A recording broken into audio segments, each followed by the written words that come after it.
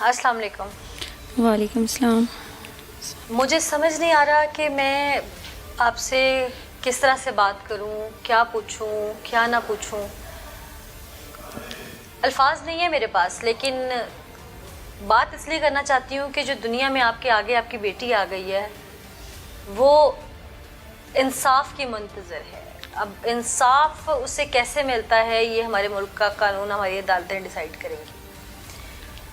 आपके साथ जो दरिंदगी ढाई गई उसमें कोई और नहीं था, आपका सगा बाप और सगा भाई था। जी ऐसे ही है। जी।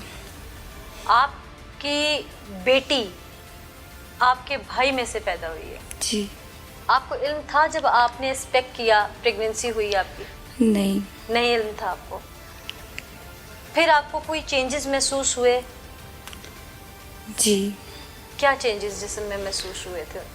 बस दर्द वगैरह, पेट फूलने लग गया मेरा। अम्मी को बताया, अम्मी ने किया। अम्मी कहने लगी, अम्मी ने चाची को बताया, चाची कहती है पेट फूलने की बीमारी थी, शायद उस वजह से कुछ हो गया। फिर काफ़ी टाइम गुजर गया, फिर मुझे डॉक्टर के पास लेकर गए। वहाँ से उन्होंने बोला ये प्रेग्नेंट है, डिलीवरी होने वाली इसकी। आपको पता है इस चीज़ का मतलब क्या था? नहीं। आपका भाई और बाप कितने अरसे से ये सब आपके साथ कर रहे थे? मेरा बाप और भाई 1.5 साल से कर रहे थे। आपने अम्मी को नहीं बताया? नहीं। क्यों? डर रही थी, डरा रहे थे, कह रहे थे मार देंगे, धमकियाँ दे रहे थे, धमका रहे थे। आप भाई से छोटी है ना? जी बहुत छोटी है मुझसे। क्या ये रोज़ होता था आपके साथ? जी। दोनों ही रोज़ करते थे ये सब? जी। कभी हिम्मत नहीं की कि मैं इस पे बात कर सकूं, या अम्मी को कोई तब्दीली महसूस नहीं आई आप में? नहीं। जब आपको पता चला कि आपके साथ जो कुछ हुआ है वो तो दुनिया के सामने आ जाएगा, उस वक्त डर नहीं लगा अम्मी से या किसी से या दुनिया वालों से? डर बहुत लगा है, लेकिन नहीं बताने की हिम्मत ही नहीं हो सकी, बताने ही नहीं दिया उन्होंने। ये सब होने से पहले भाई पे मान था? जी। ये सब अचानक कैसे हो गया? बस पता नहीं चला, भाई सगा भाई था, उसने ये कुछ किया। पहली दफ़ा उसने आपके साथ ज़बरदस्ती की या आपको प्यार से बहलाया फुसलाया? नहीं नहीं, प्यार से नहीं, धमका के, मतलब इस तरह। तो अब्बू ले कैसे गया। मिल गए साथ? अबू भी कर रहे थे इस तरह। अब्बू भी करते? भाई को पता था अब्बू का और अब्बू को पता था भाई का? नहीं।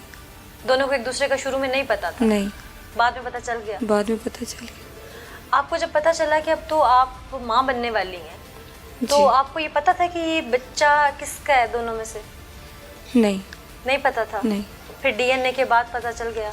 जी, डीएनए के बाद पता चल गया। आपको हॉस्पिटल ले जाया गया जिस वक्त ये आपकी बेटी पैदा हुई? जी। उस वक्त आपने उस बच्ची को लावारिस वहाँ वक्ती तौर पे छोड़ दिया और बाद में आपने फिर अदालत के ज़रिए उसको वापस क्यों ले लिया?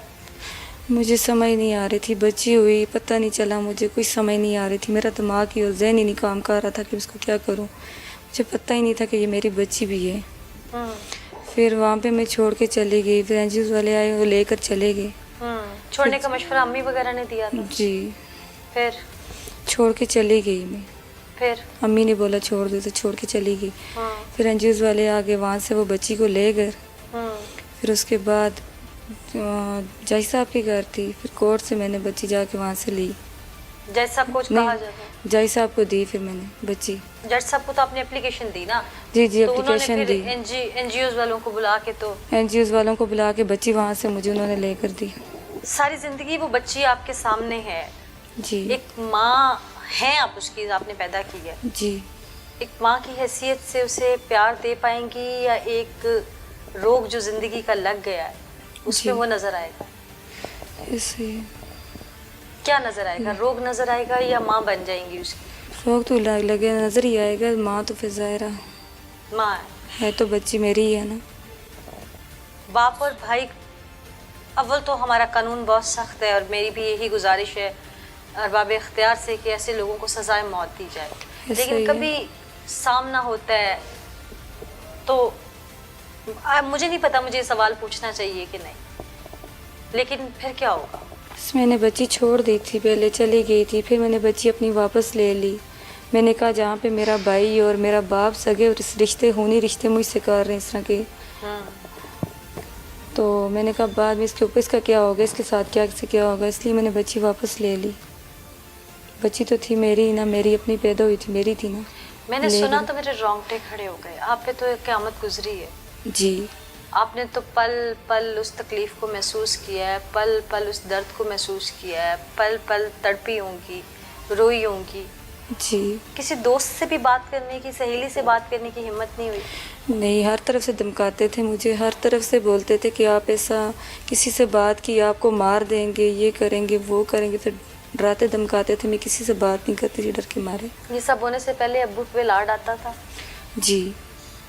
एक लाड को जो बर्बरियत में आपके बाप ने बदल दिया है, उसके पीछे ऐसी क्या वजह थी? कभी आपने अब्बू से पूछने की कोशिश नहीं की, भाई से पूछने की कोशिश नहीं की कि मैं आपकी बेटी हूँ, बहन हूँ, आप लोग तो मेरी इज्जत के रखवाले हैं? नहीं क्यों नहीं की बात? की थी, लेकिन उन्होंने कोई बात नहीं मानी मेरी। आपने कभी उनसे बात नहीं की कि मैं आपकी बेटी हूँ, बहन हूँ, आप लोग मेरी इज्जत के रखवाले हैं? ये सब क्यों, कैसे? जी, मैं करती थी उनसे बात, मारपीट करते थे, चीखती थी मैं, मारते थे मुझे, शोर मचाती थी, लेकिन वो फिर भी मुझे नहीं छोड़ते थे, वो फिर भी मुझसे गलत अम्मी करते घर में थे। नहीं होती थी? भाई और अब्बू, मुझे अम्मी घर नहीं होती थी, भाई और अब्बू मुझसे ज़बरदस्ती आके मेरे कपड़े उतार के मुझसे ये ज़बरदस्ती करते थे। हाँ। गलत काम ज़बरदस्ती करते थे, मार पीट करते थे, मैं चीखती रहती थी। गलत काम हर वक्त इन्होंने मुझे तंग किया होता था, हर वक्त। से बाप और भाई के लिए क्या लफ्ज़ इस्तेमाल करेंगे? इनको अल्लाह तबाह करे और अल्लाह इनको गरक करे, इन्होंने जिन्होंने मेरी ज़िंदगी तबाह की है, ना कभी इनको भी सुकून में ना रखे, अल्लाह तबाह ही करे इनको। किसी रिश्ते पे एतबार कर सकेंगे ज़िंदगी? मैं कभी एतबार नहीं कर सकती किसी भी सगे भाई, अगर उसका बाप किसी का नहीं, किसी बेटी का, वो किसी का भी नहीं हो सकता। वो किसी का नहीं हो सकता। वो किसी का नहीं हो सकता। जो अगर अपनी सगी बेटी और बहन के नहीं है भाई, कोई भी किसी का नहीं हो सकता। किसी रिश्ते पे यकीन नहीं कर सकती मैं। अल्लाह आपको सब्र। अब जब ये सब कुछ हो गया, ये सारा मामला खुल गया, पता लग गया कि आप माँ बनने वाली हैं और बिल्कुल आखिरी अयाम है, ऐसे में आपके बाप और भाई आपके सामने उन दिनों आए गिरफ्तार होने से पहले, जब तक पुलिस में बात नहीं आई थी? नहीं। कहाँ थे वो दोनों? पता नहीं, भाग गए थे। सामने नहीं आया? नहीं। क्या मुतालिबा है आपका? मुझे इनसे खतरा है, अपना भी खतरा है, बच्ची का भी खतरा है। मुझे किसी भी टाइम पर मुझे भी मार सकते हैं, बच्ची को भी मार सकते हैं। आप क्या चाहती हैं कि हुकूमत पाकिस्तान या ये अरबाब इख्तियार आपके लिए क्या करे? इंसाफ चाहिए मुझे यहाँ से। इंसाफ में क्या चाहती हैं? बच्ची तो वही जो पैदा हो गई, अब वो उनको सज़ा होगी, यकीनन होगी, लेकिन आपकी सेफ्टी आप कैसे देखती हैं कि कैसे मुमकिन है आपको कहीं शिफ्ट कर दिया जाए, दारुल अमान शिफ्ट कर दिया जाए? जी। अच्छा, एक बात मुझे समझ नहीं आई कि लड़की हर महीने एक प्रोसेस से गुजरती है, एक फ़ीमेल एक प्रोसेस से गुजरती है सने बलूगत के। आपके ज़ाहिर है ऐसे अयाम जो थे उनमें आपकी वालदा को बहुत ज़्यादा इल्म होगा, क्योंकि आप अभी कुछ ही अरसा हुआ आपको बड़े हुए, तो आपकी वालदा ने आपसे सवाल नहीं किया कभी? नहीं। कि आपकी तबीयत ठीक है या ऐसा कोई मामला, या आपने कोई उनसे बाज़ार से चीज़ नहीं मंगवाई? क्या माँ ने कभी पूछा नहीं? नहीं, पूछा ही नहीं उन्होंने। माँ ने कभी प्यार से बिठा के आपसे बात नहीं की, या आपका और आपकी अम्मी का अंडरस्टैंडिंग लेवल नहीं था? वो अंडरस्टैंडिंग लेवल का मतलब मैं कह रही हूँ कि आपका और अम्मी का प्यार का रिश्ता नहीं था। पूछा था अम्मी ने, बुखार वगैरह कभी तबीयत ख़राब हो जाती थी, वो बस बुखार की दवाई ला देती थी, इस तरह, बस और कुछ भी नहीं। कभी अम्मी से लफ्ज़ मुंह में जोड़े हों कि अब मैं बात करूंगी और फिर रुक गई हूँ? जी, मैंने बहुत कोशिश की बताने की, लेकिन भाई से डरती थी, अब्बू से डरती थी, नहीं बता सका कुछ भी। अल्लाह आपको सब्र दे, अल्लाह आपको हिम्मत दे। जिस दर्द से, जिस तकलीफ़ से आप गुजरी हैं, हम लोग सिर्फ लफ्ज़ों में बयान कर सकते हैं। जी। मेरे साथ जो मुतासिरा मौजूद हैं, मैं बार बार उनसे सवालात इसीलिए कर रही थी कि जो मुल्ज़मान हैं वो दरिंदे हैं, वो इनके इज़्ज़त के मुहाफ़िज़ थे, इनके महरम थे, लेकिन वो इसके मुजरिम हैं। वो दंदनाते रहे, अपने ही घर की इज़्ज़त का जनाजा निकालते रहे, फिर इस हद तक निकाला कि आखिर दुनिया के सामने वो इबरत बन के आ गया। क़यामत का मंज़र बर्पा करते रहे, ये ना सोचा कि यह क़यामत की निशानी है कि बाप जिसने पैदा किया, जिसने उंगली पकड़ के चलना सिखाया, वो भाई जिसने उठा के खिलाया, भाई से कई साल छोटी, यानी कि उसकी लाड